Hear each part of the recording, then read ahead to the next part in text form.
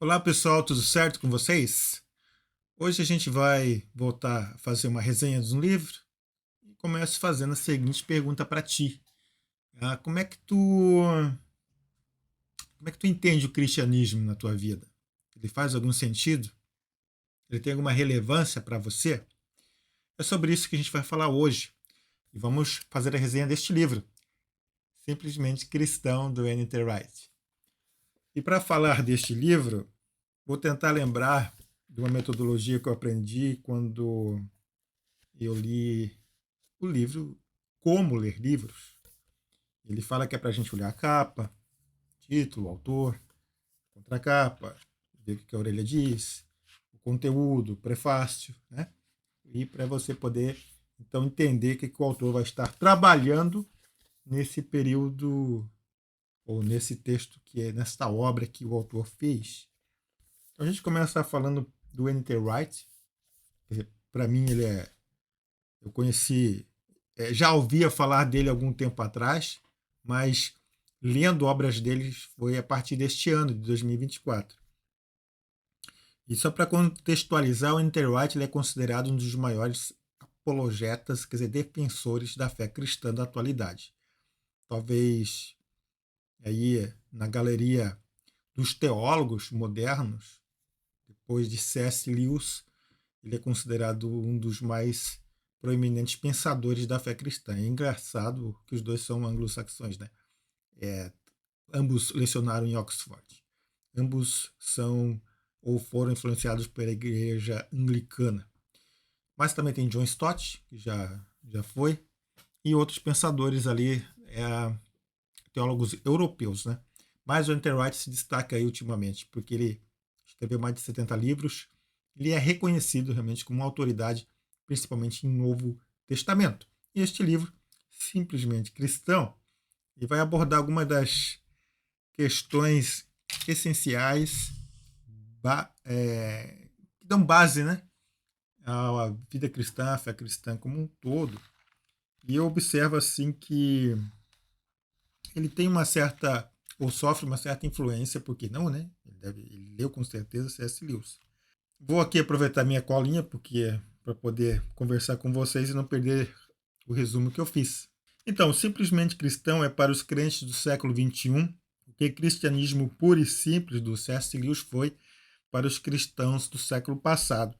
Uma fonte de referência do grande projeto de Deus para a humanidade, apresentada de forma que tanto o incrédulo como a pessoa de fé possam refletir, pensar sobre o conteúdo e tirar suas próprias conclusões sem cometerem suicídio intelectual. Por que eu gosto do termo suicídio intelectual? Foi uma frase cunhada que eu li no livro do Caio Fábio lá em 1993, Síndrome de Lucifer. Ali o Caio Fábio utiliza o termo suicídio intelectual. Por quê? Porque também, né, eu me converti lá em 1993, com 21 anos. Eu achava, assim, até aquela época, que os crentes não pensavam, que eram os ignorantes, que eram assim, iletrados e tudo mais. E lendo o livro do Caio Fábio, né, Síndrome de Lúcifer, eu cheguei à conclusão que realmente assim, havia vida pensante no seio da igreja evangélica cristã brasileira. E por isso que a gente fala, né, tu se tornar cristão, tu não te tornas mais ignorante, mais burro. Pelo contrário, né, a gente acaba percebendo que é um pensar teológico aprofundado sobre Deus, sobre a palavra de Deus, muito significativo quando levado a sério, né?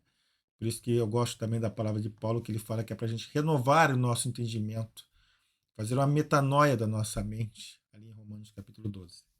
Mas enfim, voltando aqui para o livro tem cerca de 256 páginas, é dividido em 3 partes e 16 capítulos. A primeira parte se chama Ecos de uma Voz e mostra a beleza original da criação, a queda e a voz que ecoa em todo o homem, que o chama para a eternidade. Você provavelmente, se você tem as suas é, habilidades cognitivas naturais e normais, se você não sofre de nenhum tipo de problema psíquico, você já deve ter, caso tu não tenhas uma experiência com Cristo, um incômodo, uma voz interior que ecoa, que te faz perguntar qual o sentido e qual a razão da vida. Então, o Enter Wright ele trabalha justamente isso, porque no pressuposto da fé cristã, o homem foi criado por Deus. ele só vai encontrar paz quando tiver paz com Deus. Então a alma, seu interior, ele busca por algo transcendental, por algo eterno. Isso só é preenchido pelo eterno, que é Deus. Essa parte também fala que no livro do N.T. Wright sobre o senso de justiça moral que todo ser humano tem, caso esteja bem em suas condições normais de pensamento. Por não entender corretamente essa voz, o homem acaba por criar uma série de filosofias e meios para compreender e domesticar esse evento. Daí que vem o termo, a domesticação de Xavier, que é até um livro. Então o homem, para tentar entender essa voz que ecoa no seu interior, ele acaba por se manifestar exteriormente por meio da religião. E a gente vê na antropologia, na história, na arqueologia, vários elementos de como os homens primitivos criavam estruturas, criavam locais no quais eles levantavam monumentos de pedra e ali adoravam, cultuavam, faziam sacrifícios, numa tentativa de se reconectar, religar, religião vem daí, com o transcendental. A parte 2 do livro trata de olhando fixamente para o céu. Aborda a revelação de Deus, seja através do povo escolhido, que é Israel, no caso, ou através dos profetas e pelas escrituras que posteriormente foram sendo documentadas, pelas manifestações também sobrenaturais e posteriormente o cumprimento de seu plano salvífico de resgate na pessoa do seu Filho Jesus Cristo.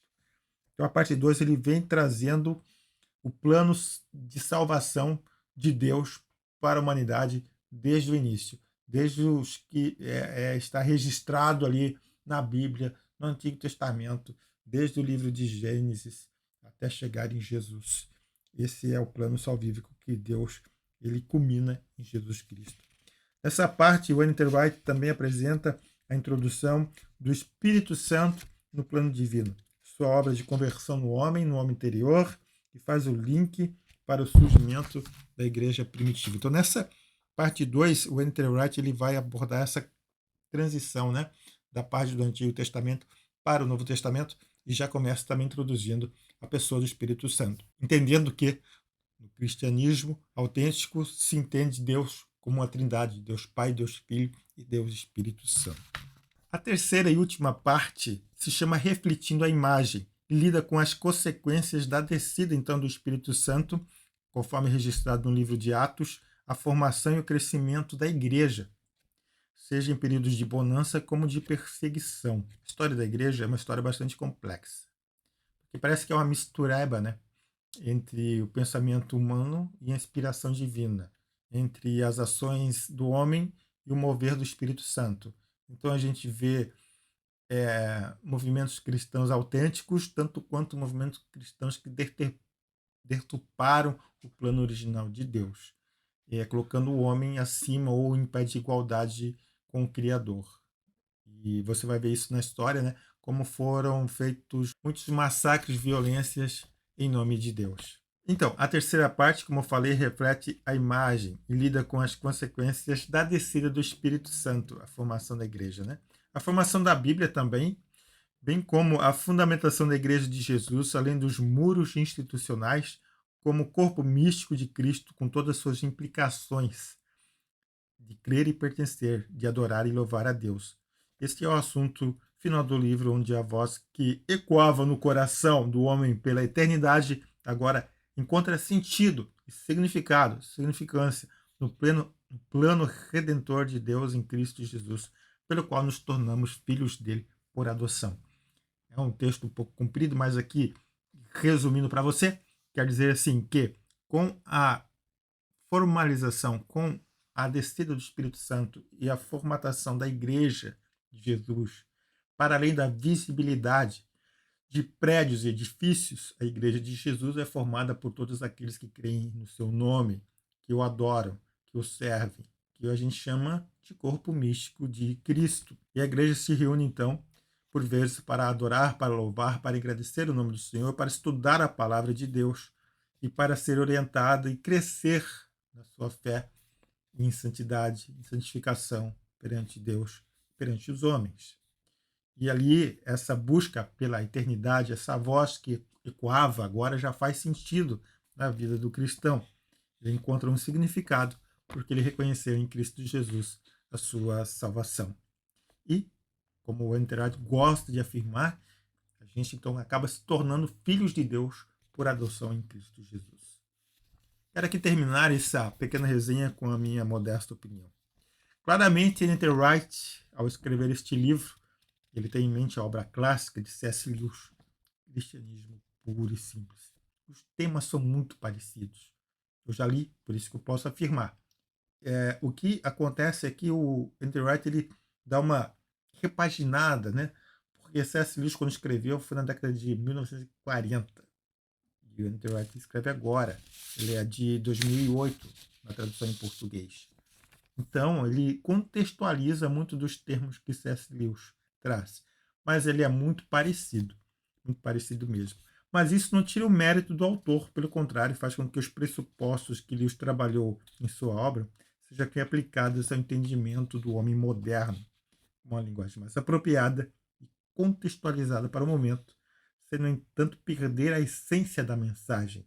E qual é a essência da mensagem que tanto C.S. Lewis como Ellen White trazem para nós? Que Deus nos chamou para Ele, e nós só encontraremos paz quando descansarmos nele. Isso até faz uma alusão a uma frase de Agostinho. A queda nos separou, mas todos nós carregamos aquela inquietação de que fomos feitos para algo maior, para o transcendente, para a eternidade. E em Jesus isto fica claro para nós e através do novo nascimento e do Espírito Santo em nossos corações, que somos chamados a viver essa nova realidade no mundo presente, junto daqueles que creem na mesma verdade e têm o objetivo de glorificar a Deus através da vida da igreja. Esse, sim, ente visível do seu reino no mundo. A igreja, então, como a parte visível do reino de Deus no mundo, da realidade presente. É, portanto, e finalizo, uma leitura imprescindível para todos aqueles que querem entender melhor aquela voz interior que nos chama, que nos toca, que nos move, e clama pelo eterno, que é Deus, que é Jesus. E que Deus te abençoe. Recomendo mais uma vez, né? Você tem a possibilidade de ler Cristianismo Puro e Simples do C.S. Lewis, leia. E depois leia esse aqui, Simplesmente Cristão, do Ellen White, que vai com certeza te dar umas bases, vai te orientar, vai te mostrar assim como Deus trabalha na nossa história.